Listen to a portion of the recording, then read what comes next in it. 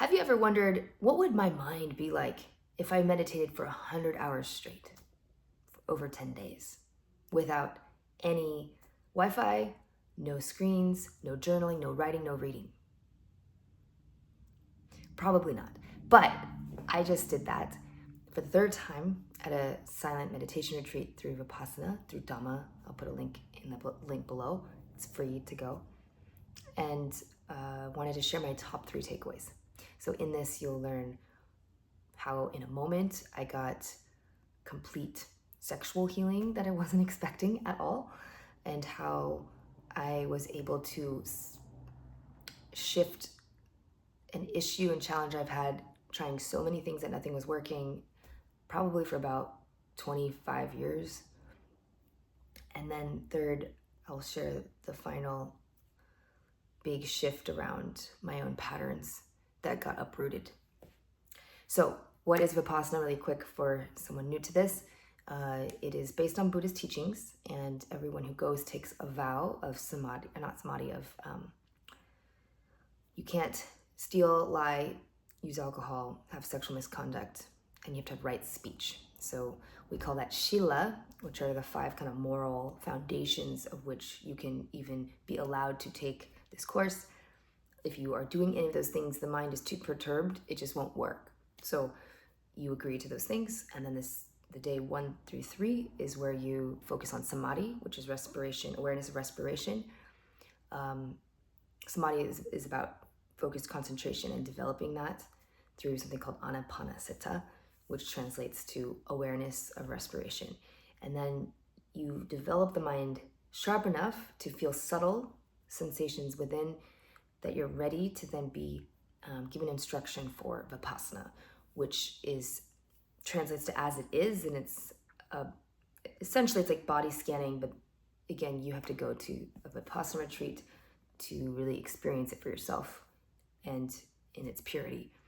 So on the last day, you can come out of silence to transition back into the real world and talk. But I did it first in 2021 during the pandemic, and then did like a 3-day course 90 days later, and then I waited 3 years pursuing other spiritual paths, came back in 2024 of last year for a second 10-day as an old student. That is a term used for those that have done at least one 10-day course, and then just finished about a year and a half later, 15 months, did this 3rd course. So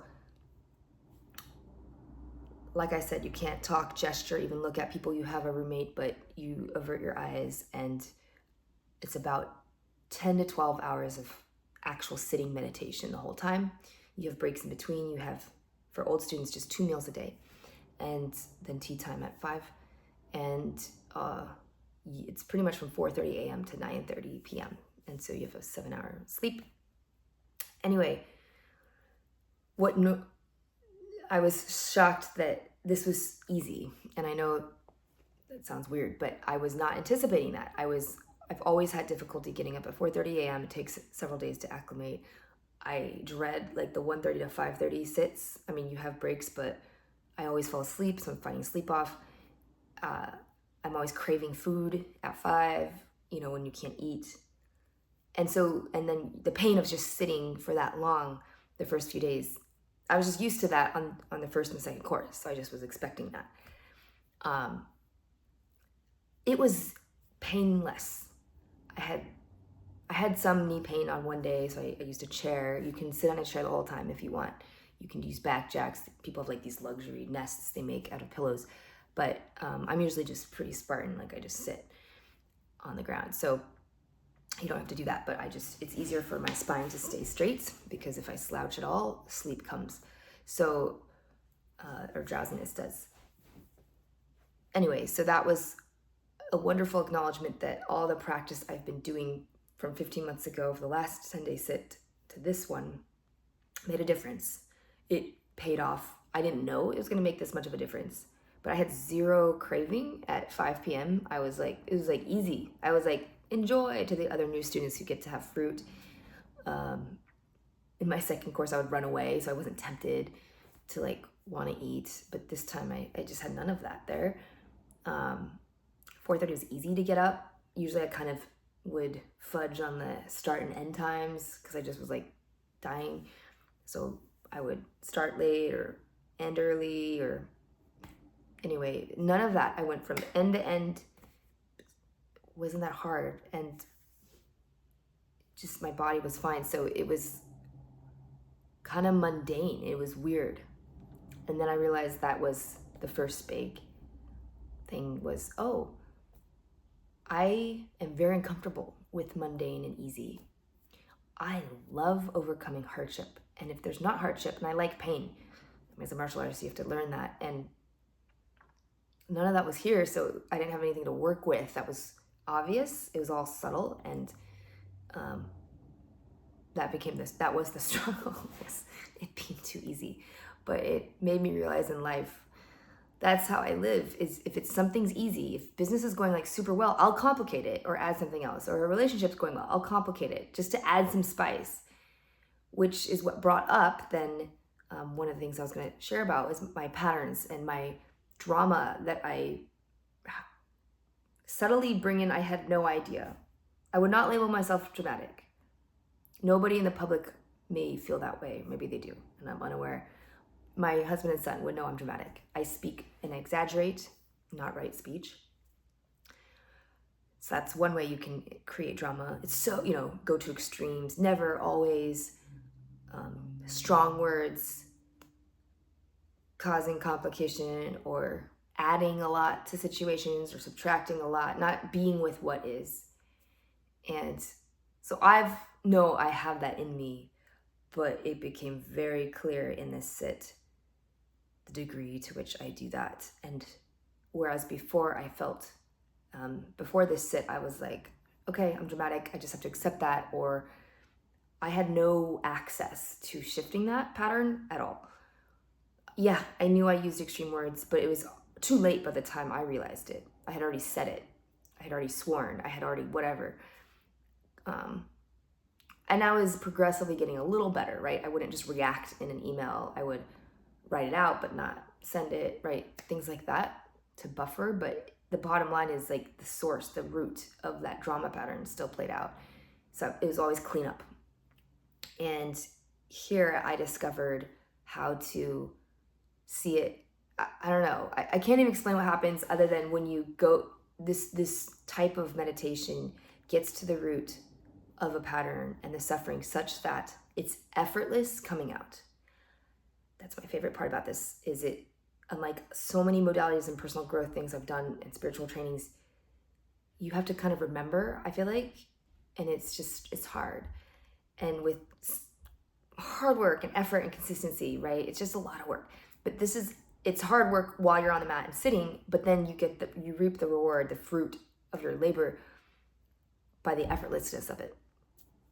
And that's what happened last time at my 10-day sit, is the rage was like, it just wasn't showing up. It was like gone, or I could see it coming like way farther in advance than before. So anyway, with drama, I came home, I caused some drama. Okay.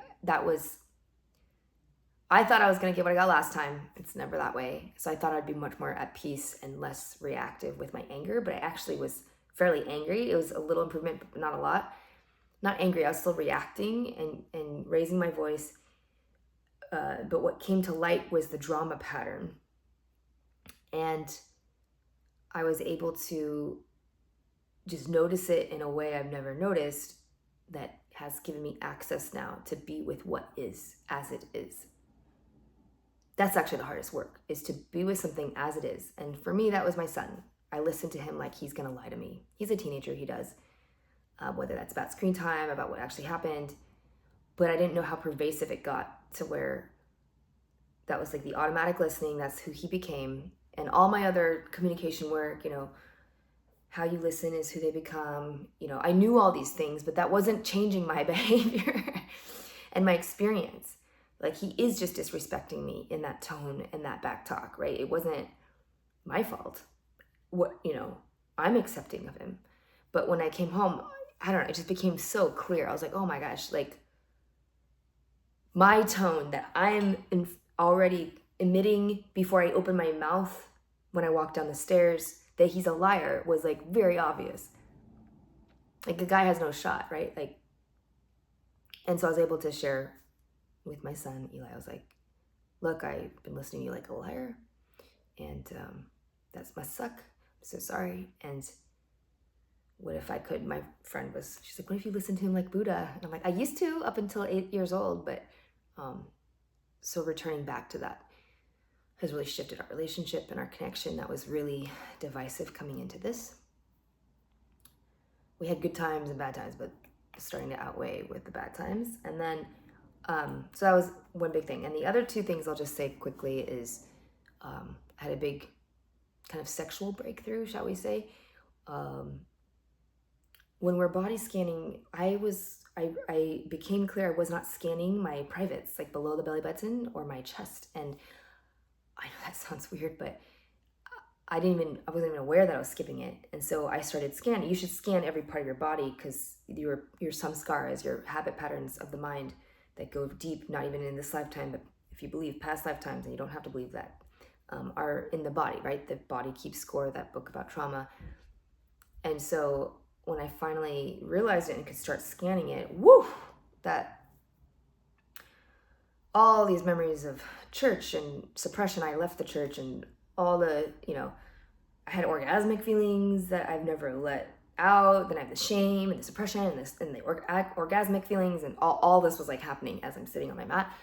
I mean, it was honestly pleasurable and then not pleasurable, and so I had that little party going on inside. About 5 or 6 scans in, it started calming down to being more like other parts of the body that, again, are always changing. You'll have a big pain, but then sometimes it's very subtle and pleasurable. It just changes. That's the point, to recognize impermanence as one of the ultimate truths, that everything changes. So that was the second big thing. And the third, so then when I'm showering, after I'd done that work, I felt my breast, and I have always disowned, and I'll use this word intentionally, I hated them because they were so small, except when I was breastfeeding. Like, I can't even fit into like a AAA bra. I mean, they're like non-existent. I get jealous of my husband's pecs because they're bigger than mine. And that's been there like my whole life. And I've done all this work to try to love them and stuff, but it's always inside the context, like, no, they suck and they're small. Too small, like non-functional. So my husband's always like, oh, because he loves them as they are, but I could never get there. And after this, I'm in the shower, and I just, I was just rubbing right here, and I was like, I felt them for the first time, and they were lovely as they are. And I was like, this is what Leo feels, my husband. And I just looked down, and I was like, I love you. And I really do. And that was it. In a moment, all of that was gone. And prior to that retreat, I literally had these thoughts like, I'm just gonna get surgery, whatever. I don't care what people judge me for. I'm just gonna either get a tummy tuck and put it in there. Like, I just wanna feel like a woman. And gone. I'm not gonna get surgery. So yay, that was awesome and unexpected. And then the third thing was bedtimes. Again, a point of consternation in my marriage. My husband, we snuggle, and if I come late, he goes to bed 10:30 every day, and I'm like 10, 11, 1 sometimes, 11, 10. It's very inconsistent. I always get my 7 to 8 hours and sleep in, but that throws off my next day, and it's just not, it's been something we've struggled with. And we've done everything. Let's turn the internet off. Let's get our new router so our renter doesn't turn their internet off. Months and months of getting new things and troubleshooting, and let's put all the controls on the computer shut off. Let's do just so many things.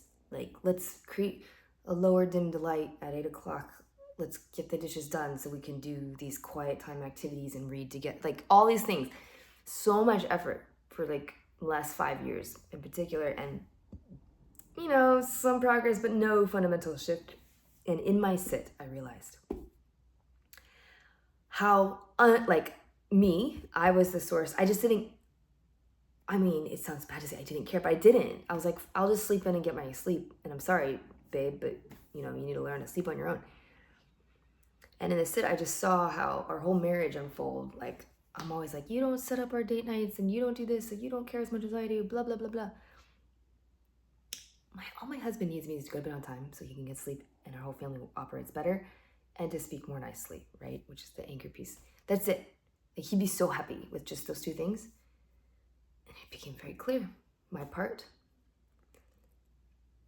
And I just resolved in that moment, I'm going to go to bed on time. So it's been 10 days, okay, since the 10-day, but so far so great. My husband's noticed. He's like, oh my gosh, I feel partnership, and I'm clear, like something has shifted, and since I'm resolved, it shall be. So again, a 5-year struggle, resolved. A 43-year-old, well, whenever I hit puberty, from 14 to 43, resolved around my body. And then the drama pattern, I think, is going to take some time.